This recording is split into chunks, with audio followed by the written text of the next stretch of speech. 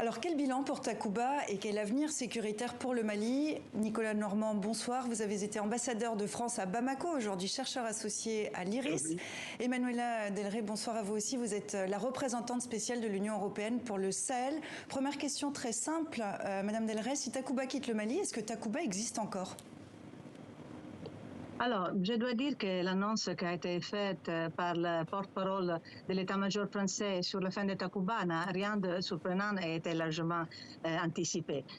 Pour autant, ce n'est pas la fin de cette initiative européenne très prometteuse en matière de coopération entre forces spéciales avec des résultats tangibles. Je dois dire qu'il y a certainement la volonté de relocaliser la présence sécuritaire internationale au Niger, y compris Takuba, et ça, c'est le signe que certainement il y a une grande volonté politique de rester à côté. Ça veut dire un redéploiement de Takuba, c'est ça que vous nous dites?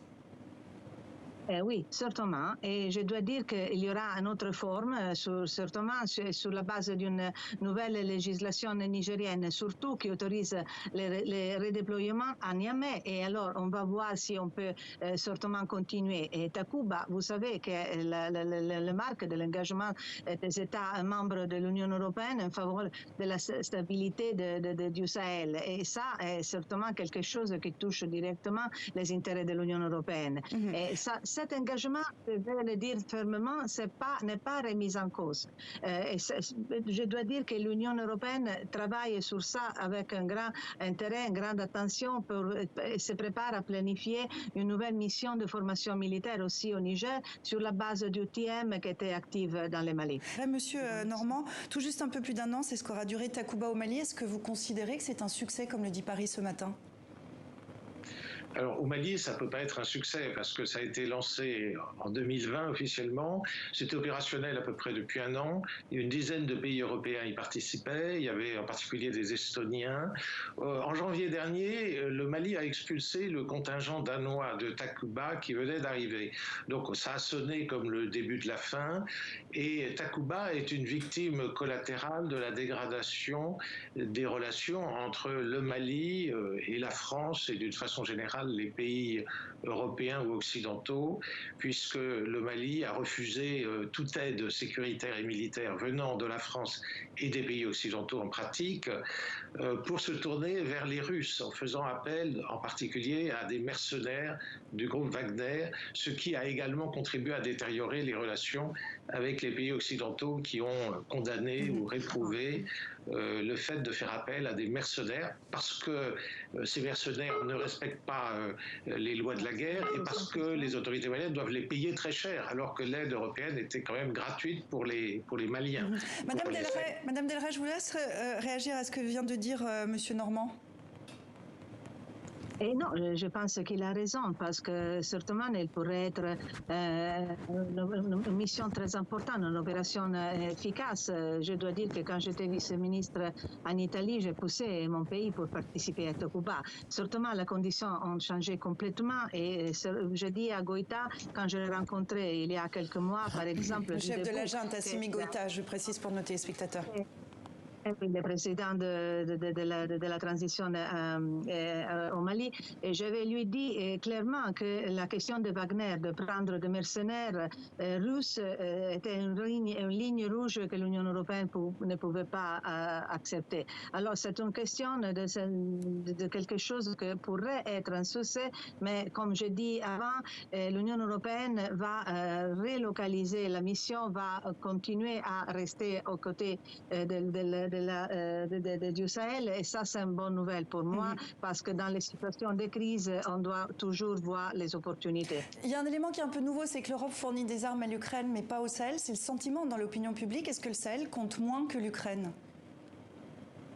Et alors, la question de l'Ukraine n'est pas connue, je dois dire. Ça, c'est la question la plus importante. C'est difficile de comprendre ce qui se passe en Ukraine. Les gens pensent que c'est quelque chose qui appartient comme problème seulement à l'Union européenne. Ça, c'est pas vrai.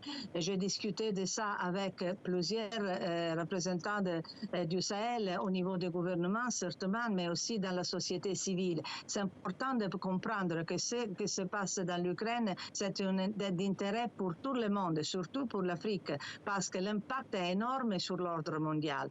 On doit continuer à dialoguer, intensifier notre interlocution pour passer des messages vraiment concrets et surtout pour passer des messages vrais. La désinformation dans ce moment est vraiment dangereux pour nous et dangereux aussi pour notre personnel sur le terrain parce que diffuse une image de l'Europe vraiment négative et on doit combattre et s'impliquer pour ça. Monsieur Normand, est-ce que vous diriez qu'aujourd'hui, avec ce retrait de Takuba du Mali, ça renforce encore peut-être cette brisure qu'il y a entre certains pays du Sahel et l'Europe? Malheureusement, j'ai entendu que la première moitié de votre question et ça a été coupé après. Je vous la repose. Est-ce que vous avez l'impression qu'avec l'annonce qui est faite aujourd'hui, ces liens qu'il y a entre certains pays du Sahel et l'Union européenne sont distendus un peu plus encore ? Alors non, parce que moi je pense que les populations concernées, surtout dans les régions du nord et de l'est du Mali, sont très demandeurs de forces Takuba, de Barkhane, d'un appui militaire, d'où qu'ils viennent en fait, parce que eux, ils constatent que les terroristes agissent, tuent des gens, détruisent des villages et qu'il n'y a pas de réaction militaire dans la plupart des cas. Il y en avait du temps de Barkhane, mais ça fait quand même plusieurs mois que Barkhane est stoppé dans ses activités et que Takuba aussi, parce que depuis janvier dernier, déjà, Takuba a été freiné. Il faut rappeler que 75 soldats danois qui venaient d'arriver pour Takuba ont été aussitôt renvoyés. Et donc, les forces occidentales sont empêchées d'agir. Il n'y a pas d'autorisation de survol, il y a toutes sortes de blocages de la part des autorités maliennes et les FAMA, les forces armées maliennes, ne viennent pas en remplacement de ces forces occidentales. Et ceci explique qu'il y ait une détérioration très forte de la situation dans ces régions du Mali. Le nombre de victimes des terroristes a pratiquement doublé pendant la même période des 6 premiers mois de l'année 2022 par rapport à 2021. C'est dû à l'inactivité forcée de Barkhane et de Takuba. Et on évoque, vous évoquez les victimes, on parle de près de 2900 personnes tuées, parmi elles près de 1500 civils. C'est évidemment quelque chose qu'on suit de très très près à TV5 Monde et à 64 minutes. Merci infiniment à vous deux. Merci Nicolas Normand et merci Emanuela Delray d'avoir été avec nous pour cet entretien.